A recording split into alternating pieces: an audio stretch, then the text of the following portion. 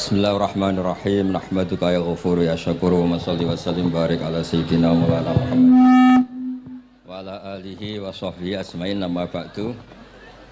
Teng ngerso para keluarga besar Kiai Haji Akil Sirot wabil khusus teng wau niki pernah paman kalian kula. Dados gadah otoritas meksa. Tapi itu saya keren yang bihan malah pernah mbah gitu. Nggih pernah mbah nggih putrine guru kula niku dimanfaatno beliau kayak gitu. Nggih sedanten para habaib wonten Mas Arif Kapolres sedanten ingkang kula hormati. Niki paling kula ngisi nampung 20 menit niku mun top niku mun. Dados katanya niku ahlul ilmi dihormati tapi nyatane dipeksa. Terus memang banyak paradok dalam ilmu usul fikih. Ilmu usul fikih itu ilmu yang menjadikan orang itu bisa berpikir. Gitu. Kalau tak cerita tentang pertama tentang Kiai Akil sing al-ma'ruf bi ahli nahwi. Nahwu riyen di era dulu itu dadekno tiyang dadi wali. Sampai disebut hatta nahat qulubuhum li nahwihi famin azimi sya'nihi lam tahwihi.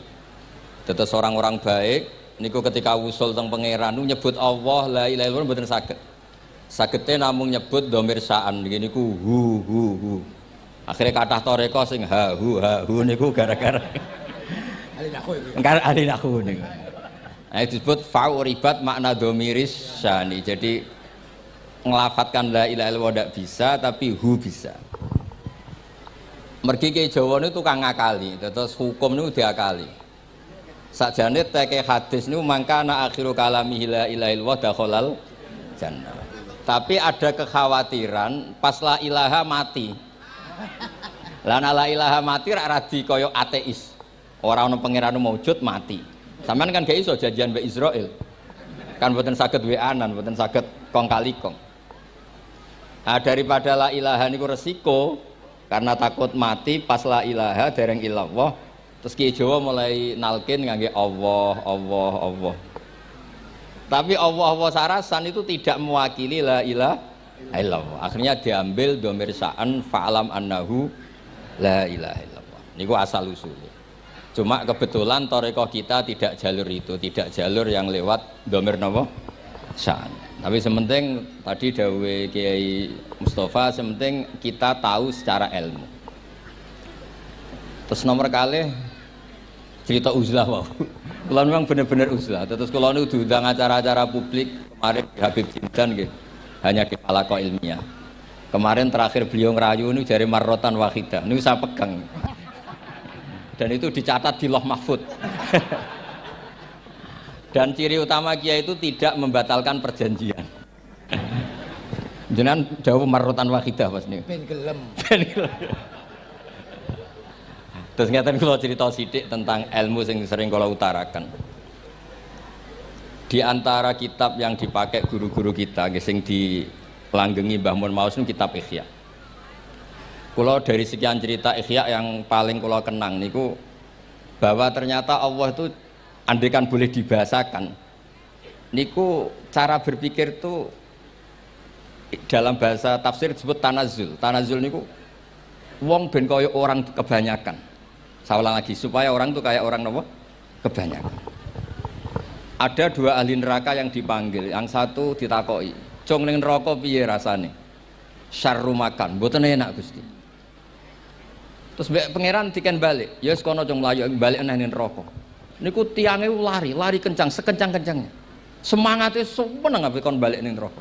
Ditakoki mbek pangeran, "Lho cung kon mara neraka kok seneng?" Kula nu pun kapok Gusti, kula nu nyesal ketika di dunia nak jenengan utus niku lelat-lelet. Niki kula tobat dengan bukti dikan jenengan teng neraka kula mlayu. Lho nu pangeran akhirnya haru wong kok semangate mlebu neraka kaya ngono. Mergo diperintah pangeran. Ya dados niki ijazah jenengan akan mlebu neraka jenengan sing semangat nggih. Karena zaman ning donya sering diperintah Allah mboten napa? Semangat. Lah niku kemungkinane dibarno, kemungkinane dipanggil. Lah tiyang niku terus dipanggil oleh Allah.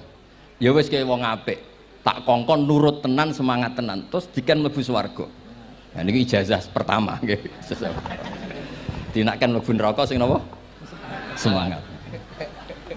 Sing kedua niku dipanggil ku plengakan lelat lelet. Kados kula diutus Gus Mus niki nelpon. Nelpon kula mboten purun akhire ning Bika jare matur Gus Subak. Turuti ya, aku diamuk Bika jare Bapak. Dados niki melibatkan sekian pihak untuk memaksa saya datang ke mriki. Aduh, repot wong sawang kempek niku. Repot nyen repot. Mugi-mugi di sepuro ngoten. Yang kedua niku diken mlebu neraka malih ku lelat-lelet, ndelok pangeran mboten semangat. Ditakoki mek pangeran. Kenapa kamu tidak semangat? Saya itu tidak pernah ngira jenengan yang baik sudah masukkan saya ke surga, kemudian jenengan nyuruh lagi saya ke neraka. Saya tidak pernah mengira engkau itu seperti itu. Terus Allah nggih, ana indadzoni abdibi. Ya ora apa-apa, swarga wae swarga. Ini dua ijazah untuk sampean supaya bisa masuk napa? Swarga. Terus kita tidak pernah tahu napa Gustofa ngundang kula nyenengno wong akeh ganjaran, napa meksa wong alim dosa, mboten ngerti kula carane. Karena dalam ilmu usul fikih, kembali ke usul fikih, kula nu gadah khazanah kathah tentang debate pangeran kalian nabine. Kathah, mboten satu dua contoh di beberapa kitab tafsir. Suatu saat kula sering cerita niki, suatu saat Khalilur Rahman Ibrahim itu kedatangan Israel. Kamu mau apa? Mau matikan jenengan?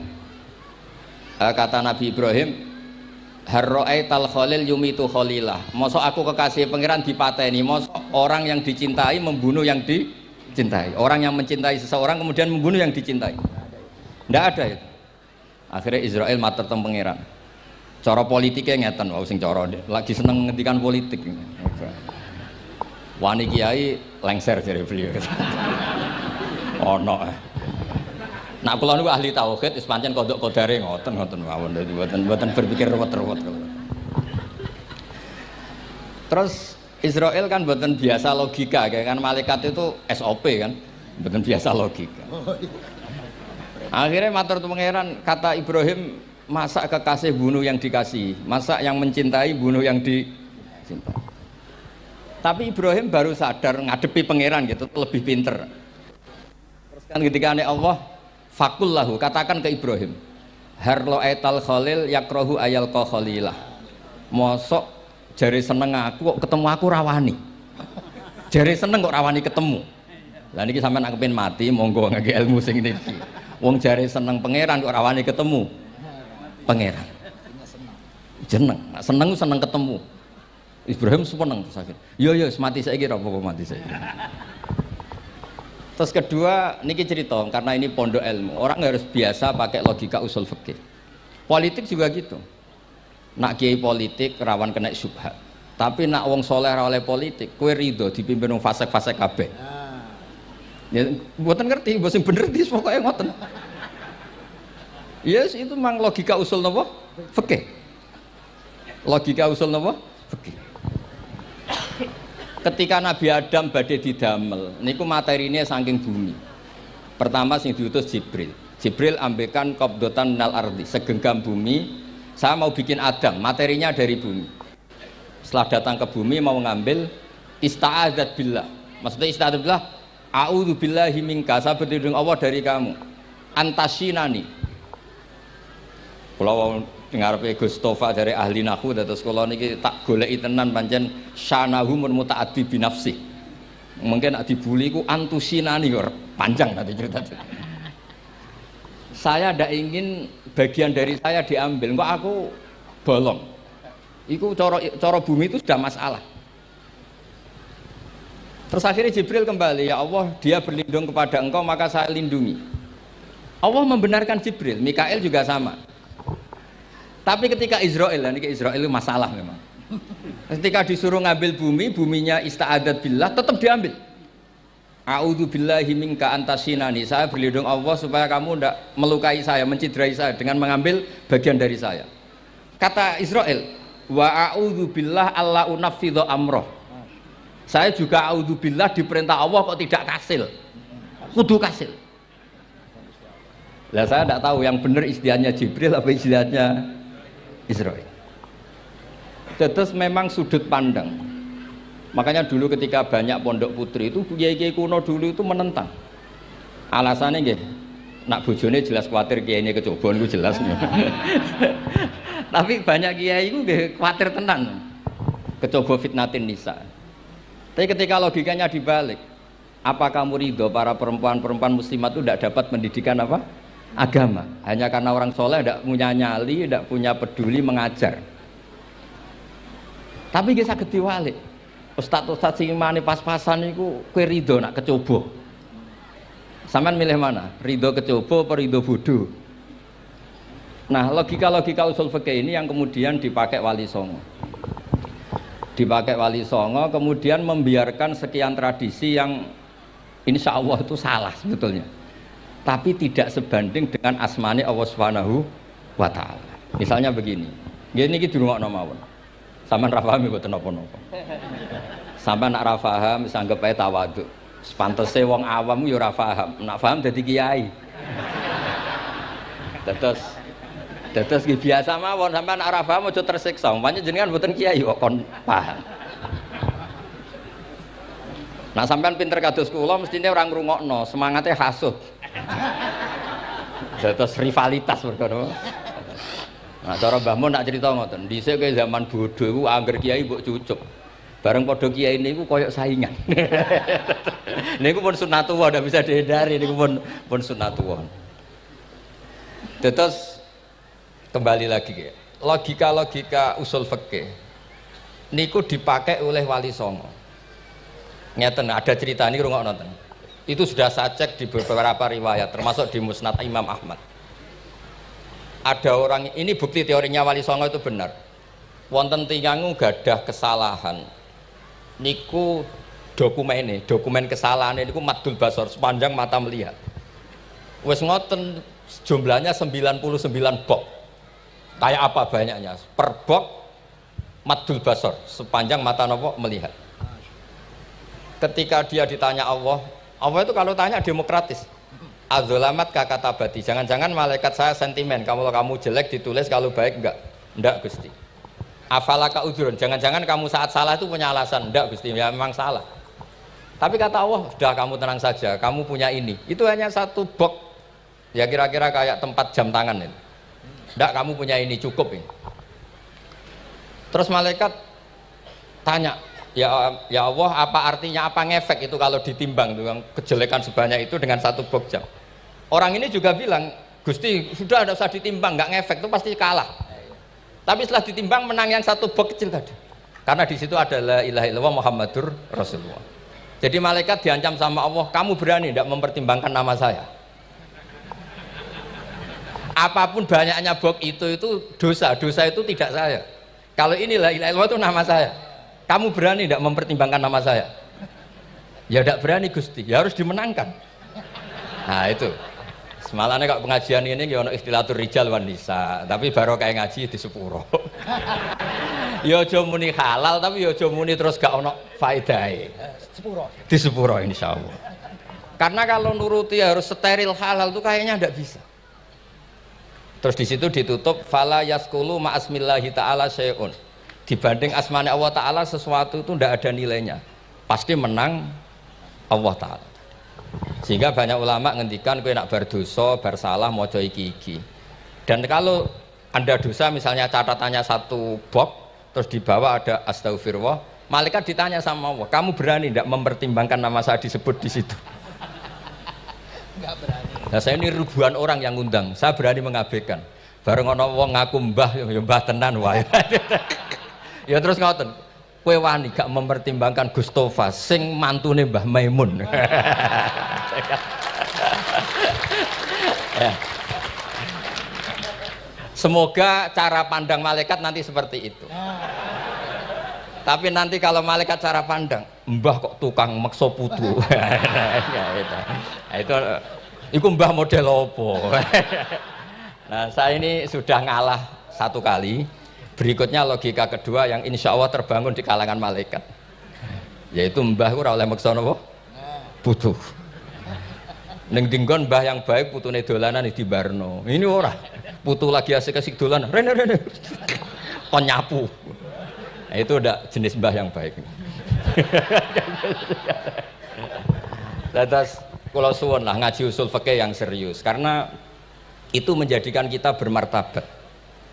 Kulo niku sering lepas jenazah tangga-tangga kulo nggih penggane delok TV, nak bengi nggih ngelamun, ngayal sugih, kadang yo ngapalo tikus sing liwat dhuwure saking ora ana penggawean. Tapi kulo nang lepas jenazah ini orang baik. Sampai bojone protes, "HP opo lho Gus angger bengi iku mau ngelamun ngitung tikus liwat, ngitung apa." Terus kulo matur, ngitunge aja ngono, ngitunge tarokal ma'asiya. Wong ning omah itu artinya tidak dugem, tidak melakoni maksiat.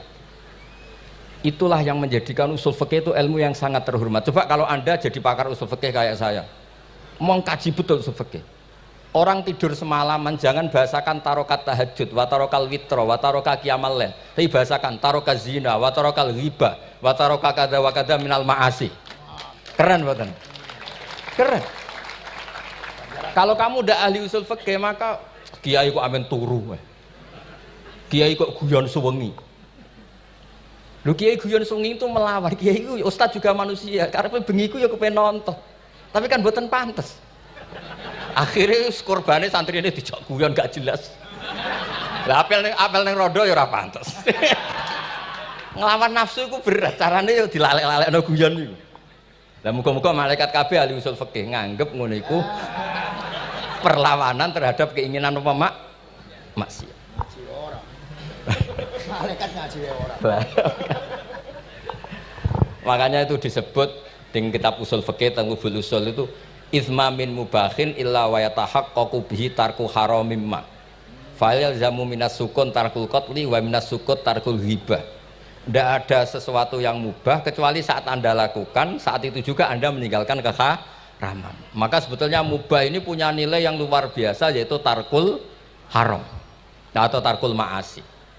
Jadi sawangane sampean nang omah kukar-kukur, mlebu metu, kukar-kukur meneh, mlebu metu, bariku turu angop, ngorok. Nah, semoga malaikat ini al-usuli sehingga ngitung itu hadza tarokal ma'asiya kullaha. Hebat. Ini orang yang tinggal napa? Maksiat. Tapi nak malaikat itu jenis rada ekstrim. Alumni kempek suwengi ra tahajud ora witir ku alumni opo? Mulane kalau niku ngaji usul fikih terus supaya diperdengarkan ke malaikat. Supaya teorinya pakai usul napa? Fikih. Jadi kalau melihat kita melakukan mubah niku dihitung tarkul napa? Ma'as. Nah, ini pentingnya ngaji. Kula nate ditanya sama seorang dosen. Gus, masa iya Quran yang katanya mutu semutu-mutunya kemudian ada ayat kulu washrobu. Mosok urusan mangan, nggak usah disuruh orang juga makan. Terus kualitasnya kulu wasrobi itu di mana?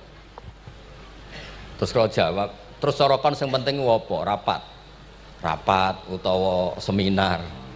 Nggak ada rapat, nggak ada seminar itu kamu nggak mati. Tapi kalau nggak makan itu mati. Penting mana? Ya penting makan. Lah iya, jadi orang itu lupa. Kalau sesuatu yang seserius itu karena menjaga nyawa, yaitu makan. Terus karena makan tuh hal yang murah dianggap biasa, itu bahaya. Sehingga sebetulnya yang kita bisa jadi wali lewat hal-hal keseharian, tidak bisa jadi wali karena tadi. Saya punya hadis, ini mudah sekali untuk Anda jadi wali. Bahkan di atas wali lah. Inna woha ta'ala layar do anil abdi. Pakai inna masih pakai lam taukid. Inna woha layar do anil abdi ayakulal aklata fayahmadahu alaiha aw yasroba syarba fayahmadahu alaiha. Allah itu sangat ridho ada orang makan satu asupan kemudian dia muji Allah. Loh, orang tidak punya alpat itu tidak mati, tidak punya tanah ribuan hektar itu tidak mati, tapi kalau nggak makan sesuap nasi mati. Penting mana? Penting makan. Tapi gara-gara kamu tamak untuk syukur nunggu punya alpat, untuk syukur nunggu punya tanah banyak, Anda ini bodoh. Mau syukur saja syaratnya kok banyak. Jadi sebetulnya kalau kita mau jadi wali itu cukup setiap makan itu kamu syukur. Fayahmadahu alaiha. Au yasroba syarba fayahmadahu alaiha. Makanya wali-wali dulu kalau didik raja yang sedang berkuasa itu ditanya, kamu raja besar, punya pengaruh besar. Andaikan kamu di padang pasir dan kemudian Anda tidak mendapatkan air sama sekali, apakah kamu menggantikan kerajaan kamu demi beli satu seteguk air? Iya akan saya beli karena saya kalau tidak minum mati. La tafrah bimulkin la yusawi jar'atamain.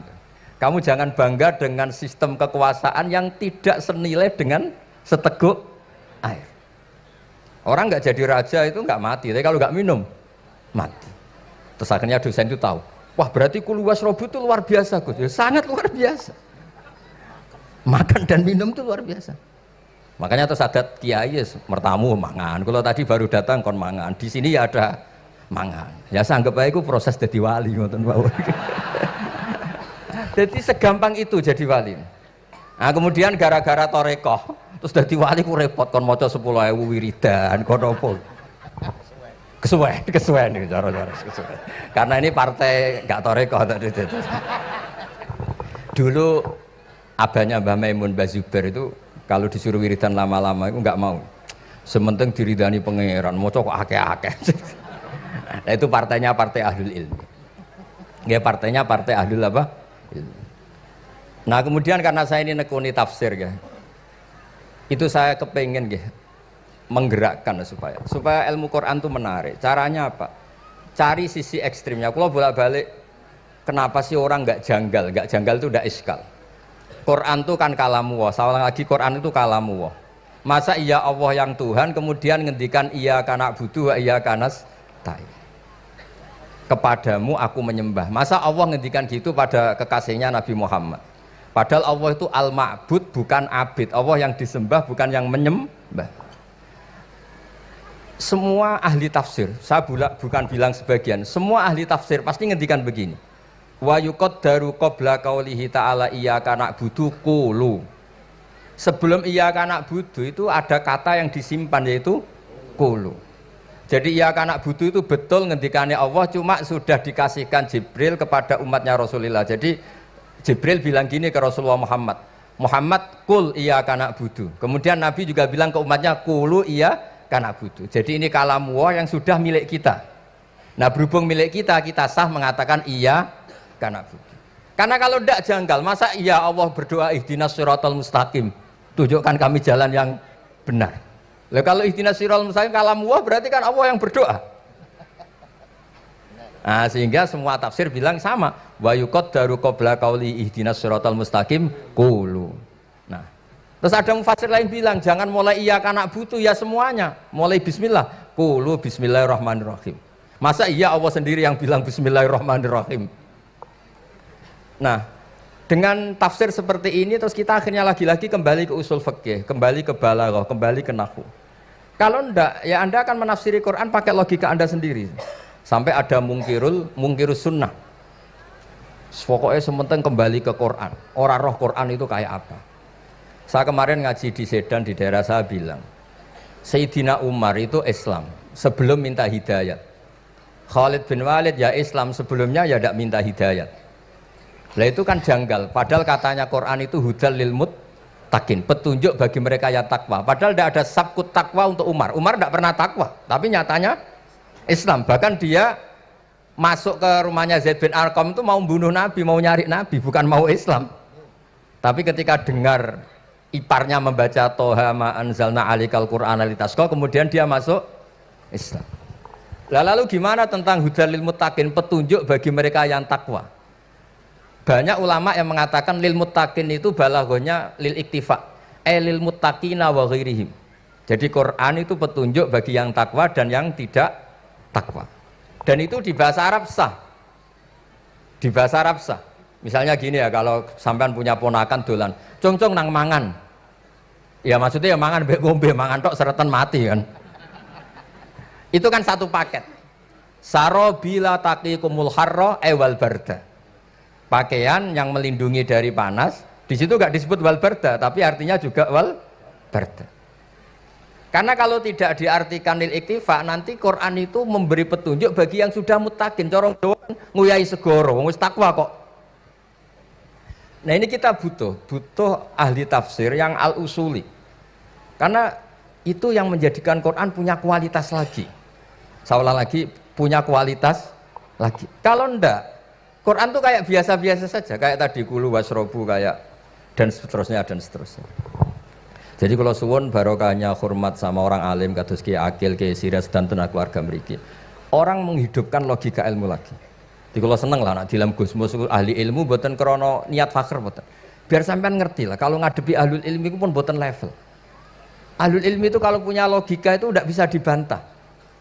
Saya beri contoh sekian contoh yang nyata yang diajarkan Rasulullah SAW. Nabi itu pernah mau dipermalukan orang karena Nabi ngendikan la adwa wala tiarata, tidak ada penyakit menular. Terus ada orang iseng kok onta yang kena kudisen itu dijejerkan yang waras ikut kena kudisen. Terus orang ini tanya, ya Rasulullah ini tadi sehat, tapi kena onta yang kudisen ikut kudisen. Nabi tanya lagi, faman a'dal awal, yang kudisen pertama ketularan siapa? Wah itu dari Allah ya, maksud saya seperti itu. Jadi ada terus orang-orang kafir itu cara berpikir aja alal alihata ilaha wahida inna hadalah syai'un ujab. Muhammad ya tentu mereka masih jangkar. Muhammad problem kita ini banyak. Kalau Tuhannya satu tidak cukup. Ada problem kredit macet, ada problem macam-macam kan, utang piutang macam-macam. Kalau Tuhannya satu tidak cukup. Kita butuh Tuhan banyak karena problem kita banyak. Lalu Nabi mengajarkan mereka apa logika yang dibangun. Kalau kamu jadi buruh, kemudian majikan kamu banyak, semuanya merintahkan kamu bingung enggak? Ya bingung. Tuhan kamu itu majikan kamu, kalau banyak-banyak perintah semua kamu yang bingung. Ya sudah mat Tuhannya satu saja. Itu disebut dorobawa masalah rojulan fihi syuraka umutasakisuna warojulan salamal lirrojul. Nah sekarang itu kita ini mulai kehilangan fatonahnya Rasulullah SAW. Nabi dulu itu kalau nerangkan ilmu itu logikanya gampang sekali. Logika yang dibangun tuh gampang sekali. Ada orang cerita, ya Rasulullah saya ini ada sekian anak saya, yang paling saya cintai satu. Apa saya boleh melebihkan yang paling saya sayangi dalam pemberian? Nabi jawabannya itu tidak langsung jangan enggak. Apakah kamu berharap bahwa mereka semuanya baik ke kamu? Iya semuanya saya ingin baik ke saya. Ya kalau gitu jangan. Kan tidak fair kita mengunggulkan yang satu, melebihkan yang satu, sementara kita berharap semuanya baik. Itu tidak fair kata Nabi. Jadi dulu Nabi itu, terus ini yang cerita fikih. Dulu Ahlul Madinah itu mangga, itu masih pentil sudah dijual. Pentil dijual harganya 2 juta. Masa iya pentil harganya 2 juta? Karena dengan asumsi sudah jadi mangga. Tapi ketika Nabi datang di Medina dan penduduk Medina itu abkhosna sikailan, orang paling buruk dalam pertimbangan dalam jual beli. Nabi cara ngendikan itu unik. Aro'aitum lau anna waha yamna'us samroh fabima yastakhillu ahadukum mala akhi. Kalau pentil ini ternyata kena angin terus kemudian tidak jadi buah, lalu kamu nerima uang 2 juta itu atas nama apa?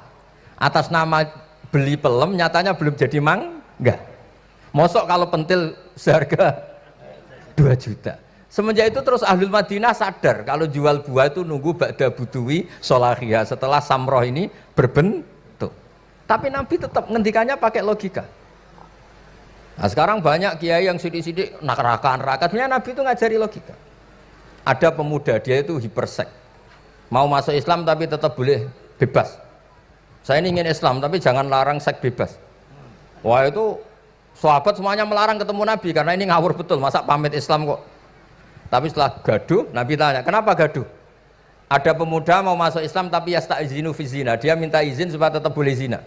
Kata Nabi, suruh saya ke sini. Setelah datang di depan Rasulullah, logika yang dibangun Nabi itu luar biasa. Atuhibbuhu li bintik. Kamu suka punya anak putri kemudian jadi demenannya orang laki-laki hidung belang. Ya enggak, saya bunuh orang itu. Andaikan itu ke ibu kamu, saya bunuh orang itu. Atuhibbuhu li bintik, atuhibbuhu li ummik, atuhibbuhu li ukhtik, atuhibbuhu li kholatik. Kamu suka punya anak putri yang jadi demenannya orang? Ya tidak suka ya Rasulullah. Kamu suka kalau punya ibu didemeni orang banyak? Ya tidak suka Nabi. Sampai otaknya itu yastakbihu zina. Sehingga otaknya itu, wah zina itu buruk betul. Akhirnya ya Rasulullah sudah, saya mau se-Islam tanpa zina-zina. Karena logika yang dibangun Nabi itu luar biasa. Nabi pertama mengingatkan atuhibbuhu li bintik, atuhibbuhu li ummik, atuhibbuhu li ukhtik, atuhibbuhu li kholatik. Sampai dia ini nggak bisa apa-apa. Sudah Nabi sudah. Jadi logika ini yang harus kita waris. Lagi-lagi kembali yang bisa waris itu ahlul ilm. Sama itu kan kayak diskusinya Nabi Yahya dan Nabi Isa. Nabi Yahya itu suka berkawan orang-orang soleh. Setiap berkunjung di mana itu nyari yang orang-orang soleh. Ditanya kenapa kamu berkawan orang soleh? Ya berkawan orang soleh itu asik. Tapi kalau Nabi Isa enggak. Kalau ada desa-desa yang masih hitam, masih merah itu dikunjungi kemudian dibina. Ditanya sama Nabi Yahya, lima anda tanzilu ala syirarin nas, kok kamu kumpul orang-orang yang kayak gitu? Jawabnya beliau, innama ana tabibun udawil mardo. Di mana-mana Nabi itu ya dokter, di mana-mana dokter menyembuhkan yang sakit. Jadi dulu logika kebalikan itu dibangun, sehingga dulu ulama khilaf itu ikhtilaful a'immah apa? Rahmah. Masyhur itu. Saya sering cerita dan itu ada di kitab Khilyatul Auliya. Nabi Yahya itu lebih ceria. Nabi Isa itu agak sering cemburut. Atau kebalikannya, pokoknya yang satu tuh mali aro ka'abisan. Ka'annaka taqnatu mir rahmatillah. Kamu kok sering cemburut, seakan-akan rahmat Allah itu terbatas. Wong kok ra iso syukur. Yang satu enggak jelek, mali aro ka dhahikan ka'annaka ta'manu mim makrillah. Kowe kok guya-guyu, kok is bebas kon neraka wae gitu. Nah sehingga ya itu tadi sudut pandang. Makanya saya sering cerita dulu kalau Said Abdul Al-Haddad itu tanya, "Cung kowe ngaji sapa?" Ngaji si A. Kiaimu tau nangis? Ndak. Ojo ngaji. Kiaimu ati atos, kiai kok ora iso nangis. Tapi kalau Abdul Hasan Asadili kebalikan, "Cung kowe ngaji sapa?" Ngaji si A. Kiaimu tau guyu nak ngaji mboten nate. Ora usah ngaji wong ora iso syukur. Jadi nah itu yang akhirnya menjadi keseimbangan khaufau wa tama. Ada khauf, ada apa? Roja. Sehingga karena sudut pandang itu nggak bisa dihilangkan, sawalangnya nggak bisa dihilangkan. Ini yang sering diceritakan Ki Said, kakaknya ini. Dulu Muhammad bin Hasan Asy-Syaibani, Imam Syafi'i itu lama sekali beliau jadi ulama top yang suka fikir, dianggap fikir itu aman, ngeringankan hisab. Enggak jenengan fikir yang dihisab malaikat apanya kan? Kan nggak bisa ngisap jenengan, apa saja tidak punya. Punyanya problem. Nah setelah ngaji sama Imam Malik, Imam Syafi'i tanya, yang ilmunya setingkat jenengan siapa? Kata Imam Malik, sebetulnya Abu Hanifah, tapi orangnya sudah meninggal, tapi ada muridnya namanya Muhammad bin Hasan Asy-Syaibani. Kamu ke sana dari Madinah ke Irak, dulu tempatnya di Baghdad. Setelah di Irak, Muhammad bin Hasan Asy-Syaibani itu kalau ngitung uang tuh di meja, emasnya tuh banyak, uangnya banyak, dihitung di meja. Malah kaget, saya ini gedeng kiai kedunyan, ini ketemu kiai kedunyan. Enggak, karena Muhammad bin Hasan Asy-Syaibani itu wali, kamu tanya, kamu heran ya ada kiai kaya? Iya. Ya sudah, kekayaan ini kasihkan orang fasik, biar dipakai demenan, dipakai mabuk, dipakai ini. Terus, ya jangan, kalau kena orang fasik bahaya, jenengan saja. Semenjak itu Imam Syafi'i mulai rodok seneng duit. Jadi ada ceritanya, kok diangen-angen, nah terus keterusan umatnya kayak gini-gini itu. Jadi ini cerita nopo istihad apa? Cerita nopo istihad. Sama pangkat juga sama. Gue seneng nak orang soleh-soleh tidak ikut ngurus negara ini. Mau dikemanakan negara ini. Tapi ada yang berpikir, gue seneng nak orang soleh terkontaminasi. Ya sudah monggo. Sing isra payu jabat, nggih berpikir zuhud. Sing payu yo berpikir politik. Yang penting semuanya itu berdasar ilmu. Yang penting itu semuanya berdasar apa? Ilmu. Karena ilmu ini basis yang paling diridani Allah Subhanahu wa taala. Masyhur itu di Ihya sering diceritakan Imam Ghazali, ana alim uhibbu kulla alim. Kata Allah, saya ini alim dan sangat mencintai orang alim. Karena orang alim ini yang tahu perspektif. Orang yang ngiranya, saya ulang lagi, yang ngiranya itu enggak ilmiah. Di depan orang alim itu sangat-sangat apa? Ilmiah. Yaitu tadi misalnya ada ayat wa min ayatihi manamukum bil laili wan nahar. Masa iya tidur yang ngorok semua turunnya serah jelas kok jadi wamin ayati. Tanyakan ahli medis, sistem tubuh kita kalau nggak tidur tuh kayak apa rusaknya. Dan toat pas-pasan ini satu-satunya solusi yo turu. Bengi ngempet kepen delok dangdut, delok dugem. Bareng turu jebule esuk wis bar alhamdulillah. Cara melek iman kamu seberapa? Tarikan-tarikan maksiat posisi kamu terjaga bisa kalah kan? Tapi kalau tidur Sukses kan tarkul maksinya. Nah, karena tidur itu sukses menghilangkan maksiat disebut wa min ayatihi manamukum billaili wan nahar. Sampai Imam Ghazali ngendikan di makalah itu, sehingga nanti ibadahnya umat ini di akhir zaman an-naumu, ibadah terbaiknya itu tidur. Nah niku mulane maksud kula ngeten lho. Sampeyan anut jalur wong alim dia turu ya ibadah, tengok-tengok ya ibadah, jagongan nggih ibadah, gojol-gojolkan ambek kanca nggih napa? Ibadah.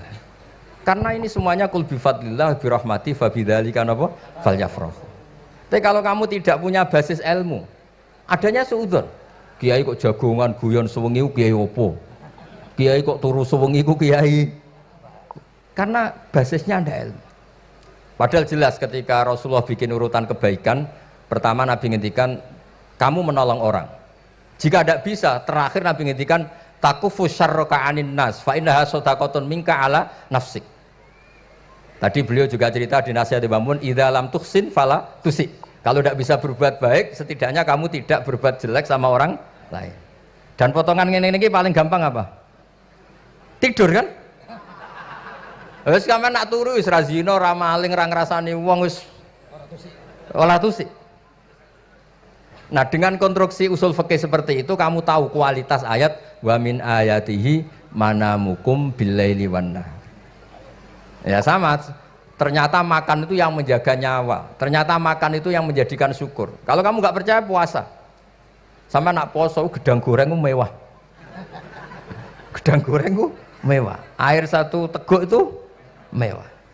Makanya kalau lama dulu ada santri kepengen mangan enak, ya saya ingin mangan enak gini-gini caranya gimana, itu rumusnya ada sate, ada mie ayam, idamuhu alju. Kalau kamu ingin enak, lauknya itu lapar. Ya kalau puasa itu semuanya kan enak. Nah itu lagi-lagi basisnya itu ilmu. Nah sekarang banyak orang yang sudah tidak peduli dengan ilmu, kayak ijazah dilakoni kan. Jadi kayak wiridan la ilaha illallah itu sebetulnya harus dibarengi dengan ilmu. Ini yang terakhir supaya nggak lama-lama. La ilaha illallah itu basisnya ilmu. Surga yang begitu mewah itu dibikin juga bagi yang melafadzkan la ilaha illallah. Neraka yang begitu ekstrim, sampai kalau benda dijatuhkan dari atas ke neraka itu sampai bawah nunggu 70 tahun. Bisa kamu bayangkan kalau kamu di dalam naiknya susah itu. Ini dijatuhkan ke neraka itu sampai bawah nunggu berapa? 70 tahun. Loh, neraka sebegitu ekstrim itu dibikin untuk yang menolak la ilaha illallah. Berarti kalimat ini kalimat spesial.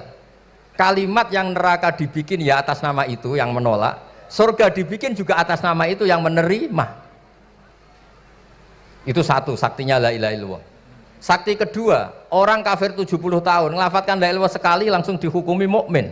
Yughfar lahum ma qad salaf. Qul lil ladzina kafaru iyantahu yughfar lahum ma qad salaf. Orang yang melafadzkan la ilaha illallah Muhammadur Rasulullah itu dosa 70 tahun kafir itu hilang semua. Tapi gara-gara ada ilmu terus diumumkan tahlil dening Kiai Haji Niam mesti sing nguri wah sawi mesti. Padahal kalau kamu tahu ilmunya tadi ini kalimat yang luar biasa. Kalimat yang bisa melebur dosa. Bahkan dalam madzhab Sadiliyah itu unik. Kalau kamu wiridan la ilaha illallah itu jangan istighfar dulu, istighfarnya belakangan. Alasannya Abdul Hasan As-Sadili itu fa'lam annahu la ilaha illallah wastaghfir li dzambik li hadil kalimah. Orang kafir 70 tahun, dia istighfar 100 kali enggak akan dimaafkan Allah. Tapi ngelafatkan la ilaha illallah langsung maafkan. Jadi orang bisa dimaafkan tuh barokahnya la ilaha illallah.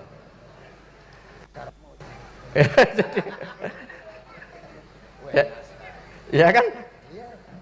Jadi orang kafir 70 tahun, wirid istighfar 100 kali atau 1000 kali, dimaafkan enggak? Enggak kan? Tapi kalau membaca la ilaha illallah dimaafkan. Jadi istighfar tuh ngefek positif itu kalau dibarengi la ilaha illallah. Makanya wastaghfir li dzambika bihadil kalimah cara Abdul Hasan. Kamu boleh istighfar berdasar hadhil kalimah, berdasar la ilaha illallah. Tapi terus kemudian ya thariqah itu banyak, itu urusan rasa. Justru karena la ilaha illallah kalimat thayyibah harus disucikan dulu. Caranya istighfar dulu. Nah itu urusan monggo lah. Tapi apapun itu basisnya harus napa? Ilmu. Basisnya harus ilmu. Jangan malah sentimen. Wong di kuburan wiridan la ilaha dihukumi kafir. Nah, itu kan aneh. Wong kalimat ini yang kafir saja menjadi muslim, sekarang yang muslim menjadi kafir. Tuh paham kok seaneh itu gitu kan. Ya karena basisnya ada ilmu tadi. Coba kalau basisnya ilmu, itu kan aneh betul. Hadil kalimah kalimatun soro bihal kafiru musliman. Fakaifa sorol muslimu bidzalika kafiron. Ini kalimat yang kafir saja menjadi muslim. Masa dengan kalimat yang sama yang muslim menjadi aneh gak? Aneh. Jadi kalau suwon, pokoknya basis ilmu harus sekuat-kuat. Ini caranya gini nagih kiai kon sregep mulang ojo politik terus. Tapi politik itu bagian dari ilmu. Itu iso diterangno. Ya ngoten mawon. Assalamualaikum warahmatullahi wabarakatuh. Sik Gus, aja lunga dhisik. Iki wong semuanya sudah tahu sampean alim, menerangkannya enak, fikhan, wa usulian, wa tafsiran. Cuma mereka yang tanya itu, biyen belajar piye kok iso alim kaya ngono, ya kan? Nah, terangkan Gus, terangkan. Mati.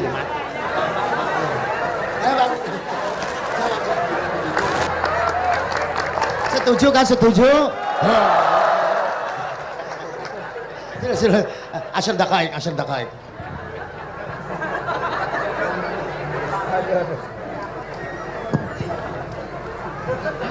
Andaikan pertanyaan itu ke Mbah Mun, mungkin jawabnya gurune sopo.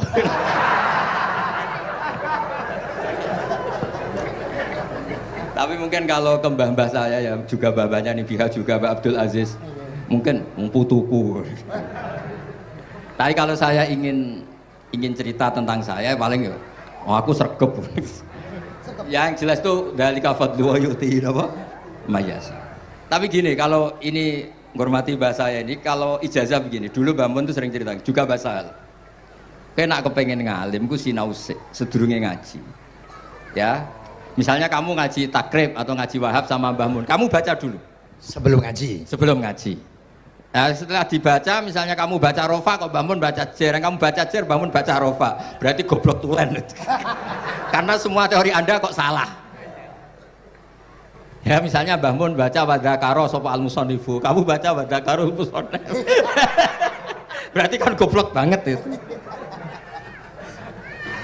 Ya kan ada cerita gitu, ada orang tuh nggak tahu betul, Gus maknanya lam tardiman itu apa? Lam tardiman. Dicari di kamus itu udah ada, ternyata itu di head lam tarodaman. Dia baca satu lam tardiman, dicari di kamus sampai hidup mati lagi agak ada.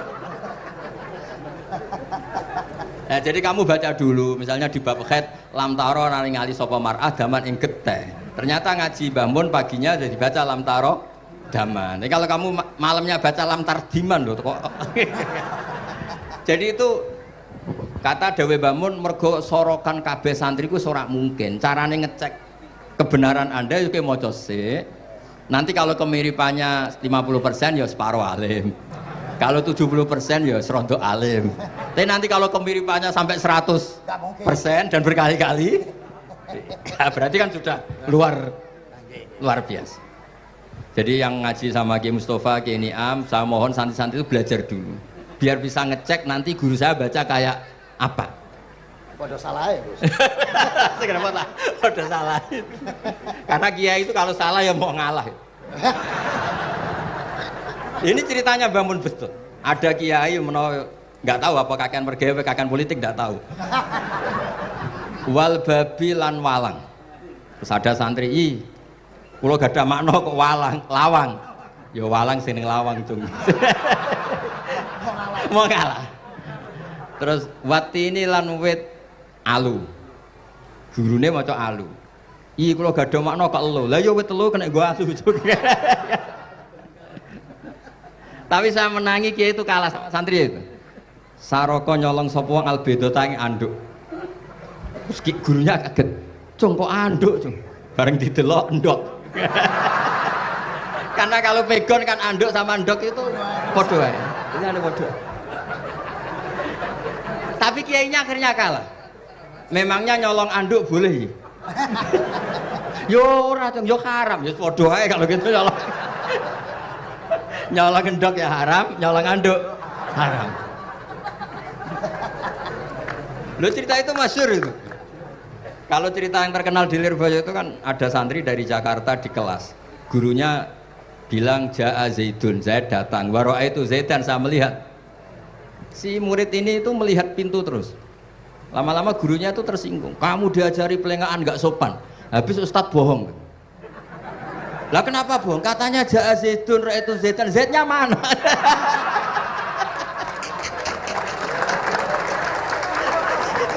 Karena dia gak ngerti. Zaid datang, saya melihat. Mana orangnya kok dibahas-bahas terus itu.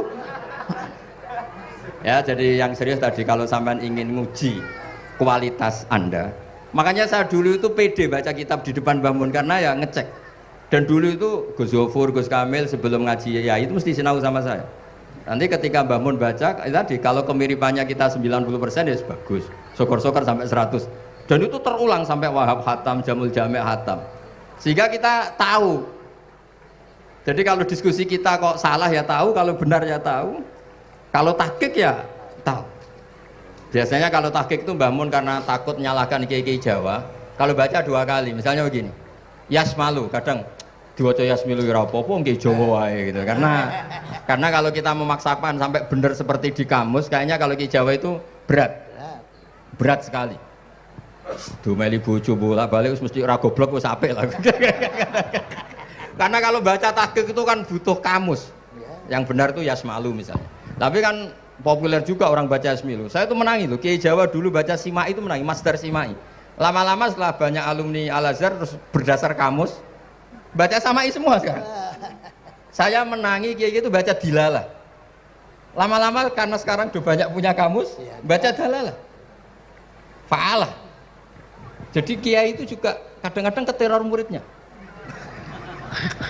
Makanya Syekh Zakaria Al-Ansori itu pernah ditanya, kenapa engkau begitu alim alama sampai dilakopi Syekhul Islam? Kata beliau itu lucu jawabannya, karena saya ini orang yang sial. Saya dulu punya guru namanya Ibnu Hajar Al-Asqalani dan punya murid namanya Ibnu Hajar Al-Haytami. Kata beliau, dukik tu bena hajaro ini. Saya ini digebek 2 batu. Kalau mau ngaji takut saya minta ampun karena disuruh baca sama Ibnu Hajar Al-Asqalani. Kalau mau ngajar takutnya saya bukan main karena Ibnu Hajar Al-Haytami itu cerdasnya bukan main. Jadi kalau saya salah itu konangan. Akhirnya dia jadi orang sial tadi. Mau ngaji ya belajar, mau ngajar ya belajar. Makanya meskipun ini pernah sepuh saya tidak berani ngaji beliau. Wah mesti meriang saya kalau ngaji. Jadi yang terkenal alim-alim mohon ngajinya dikurangi ya, karena ini kasihan gurunya. Kasihan gurunya. Nggih, pun cekap. Pun itu catat ya. Sebelum ngaji baca dulu. Satu lagi Gus. Sampean ketoke kiai desa kok kuliah. Betul kuliah? Oh nggih nggih. Pun dari belajar dari mana sampai kemana Gus jenengan? Dari Mondok sampai ke Jogja sampai Putih. Monggo.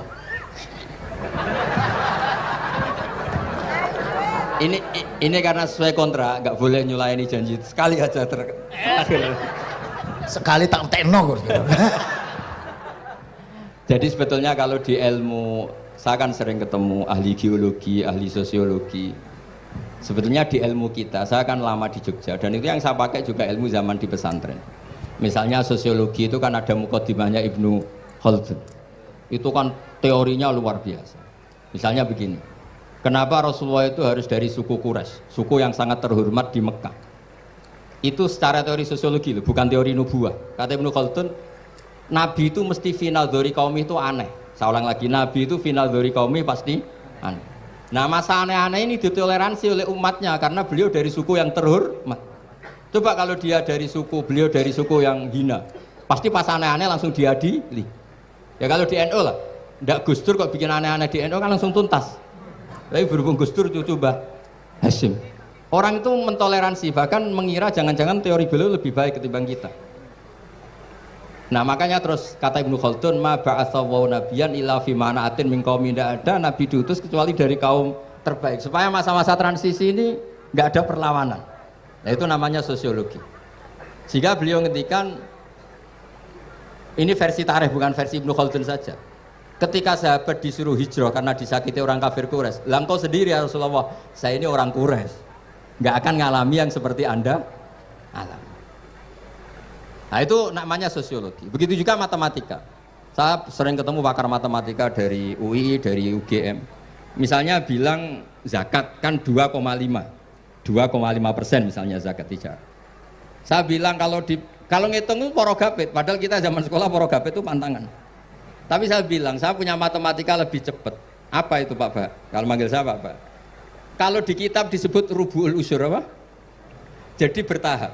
Misalnya 1 juta, usurnya akan 100.000. Setelah 100.000 rubuhnya 25.000. Itu kita tidak usah pakai catatan bisa. Nah itu matematika Arab. Makanya orang Arab tuh nggak bisa nulis, tapi matematikanya cepat karena bertahap. Misalnya 1 miliar ya cari aja usurnya 100 juta. Berarti rubuhnya 25 juta. Berarti 2,5-nya 1 miliar itu 25 juta. Tapi kalau orang Arab bilang itu rubu'ul usur. Diusurkan dulu baru dirubuk. Misalnya 6, 2/3 6 berapa? Orang Arab bilang sulusan. 6 sulusnya 2. Sulus 2 kali berarti 4. Sama misalnya zakat zuro. Zakat zuro itu kan al usur sama nisful usur. Berarti misalnya kalau tidak disirami ya, tidak biaya, zakatnya itu 10%, berarti per 100 10. Nah sekarang kalau 10 ini kan berarti 1/10. Lah nanti kalau disirami pakai biaya namanya nisul usur, berarti 5. Jadi orang Arab itu gak mau langsung bilang 5 karena kalau 100 dibagi 5 itu jadi 5 itu mikirnya panjang. Jadi diusurkan dulu terus nanti dibilangkan nisful usur. Nah, jadi ilmu khazanah kita ini sudah luar biasa.